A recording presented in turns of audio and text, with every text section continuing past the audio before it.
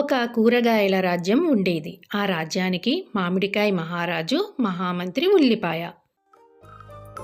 ఆ మామిడికాయ మహారాజు ప్రతిరోజు గ్రామం బయట పంచాయతీ పెట్టి గ్రామంలోని సమస్యలు తీర్చేవాడు.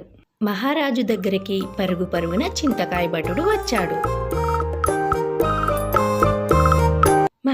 మహారాజా, మీకొక పెద్ద సమస్య వచ్చింది.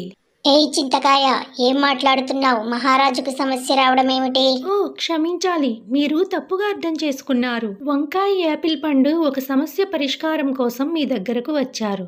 ఓ అలాగా, అయితే వెళ్ళి వాళ్ళని తీసుకురా. వాళ్ళందరినీ తీసుకురావడానికి చింతకాయ వెళ్ళింది.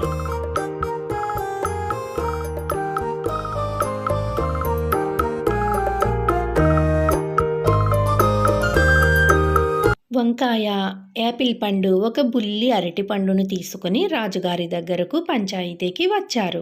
మహారాజా, ఈ అరటి పండు నా బిడ్డ. నేను ఎంతో ప్రేమగా పెంచుకుంటుంటే ఈ యాపిల్ పండు ఇప్పుడు వచ్చి ఈ బిడ్డ నాదంటుంది. మీరే మాకు న్యాయం చెప్పాలి.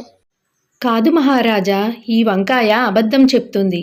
నా బిడ్డని 6 నెలల క్రితం దొంగతనం చేసింది. అప్పటి నుండి వెతుకుతూ ఉంటే ఇప్పటికి దొరికింది. ఈ వంకాయ చెప్పేదంతా అబద్ధం. ఈ బిడ్డ నా బిడ్డ.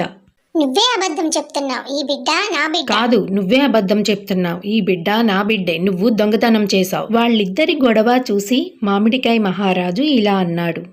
ఓ మహామంత్రి, ఇదేం సమస్య? నాకైతే ఈ అరటిపండుకి కన్న తల్లి ఎవరో తెలియటం లేదు. నువ్వే ఏదో ఒకటి చేసి ఈ సమస్యను పరిష్కరించు. దానికి ఉల్లిపాయ మహామంత్రి ఇలా అన్నాడు. వంకాయ, యాపిల్ పండు, ముందు మీరు గొడవ పడడం ఆపి ఇటు నా మాట వినండి. మహారాజా, ఈ అరటి పండుకి ఇద్దరు కన్నతల్లులే అంటున్నారు కదా. ఈ అరటి పండుని సకానికి నరికి ఇద్దరికి చెరో సగం ఇప్పించండి, సరిపోతుంది. అయ్యో మహామంత్రి, కానీ అలా చేస్తే అరటిపండు చనిపోతుంది కదా. అది అంతా మనకి అనవసరం మహారాజా.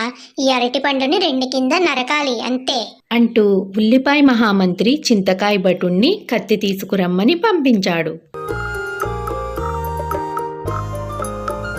ఇంతలో యాపిల్ పండు బోరున ఏడుస్తూ ఇలా అంది. మహారాజా, నా బిడ్డను చంపకండి. ఈ వంకాయకే ఇచ్చేయండి. ఈ జన్మకి నా బిడ్డతో కలిసి ఉండే అదృష్టం నాకు లేదనుకుంటాను. అంతేకాని నా బిడ్డని మాత్రం చంపకండి. ఎక్కడ ఉన్నా తను జీవించి సంతోషంగా ఉండాలి అంటూ బోరున ఏడ్చింది యాపిల్ పండు. అప్పుడు ఉల్లిపాయ మహామంత్రి ఇలా అన్నాడు. మహారాజా, యాపిల్ పండే ఆ అరటి పండుకి కన్న తల్లి. ఎందుకంటే తన బిడ్డను చంపుతాననగానే తను ఎక్కడో చోట తన బిడ్డ జీవించి ఉంటే చాలని వంకాయకు తన బిడ్డను ఇచ్చేయడానికి ఒప్పుకుంది. కన్న తల్లి కాదు కాబట్టే ఈ వంకాయ ఏమీ మాట్లాడకుండా అలా ఉంది. దానికి మామిడికాయ మహారాజు ఇలా అన్నాడు. చింతకాయ భటుడా, నువ్వు వంకాయని బంధించు. యాపిల్ పండు, నువ్వు నీ అరటిపండు బిడ్డని తీసుకువెళ్ళి సంతోషంగా ఉండు. ఏడవకు చిట్టి తల్లి, మీ అమ్మను నేనే. పద, మన ఇంటికి వెళ్ళి సంతోషంగా ఉందాం అంటూ యాపిల్ పండు, అరటిపండు చక్కగా ఇంటికి వెళ్ళాయి.